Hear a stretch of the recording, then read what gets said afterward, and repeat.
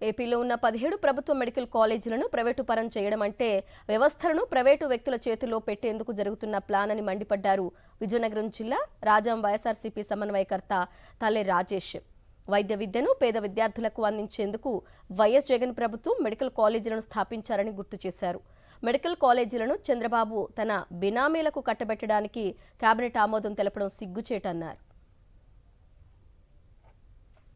ఏ రాష్ట్ర ప్రభుత్వం కూడాను ప్రభుత్వ మెడికల్ కాలేజీలను ప్రైవేట్ పరం చేసిన దాఖలాలు లేవు.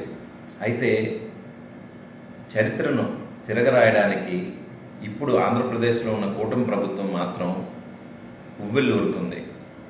ఏదైతే జగన్మోహన్ రెడ్డి గారు 17 మెడికల్ కాలేజీలను ప్రారంభించారో ఆ మెడికల్ కాలేజీని ఈరోజు ప్రైవేట్ పరం చేసే దిశగా వాళ్ళ అడుగులు ఉన్నాయని ఈ సందర్భంగా తెలుస్తుంది.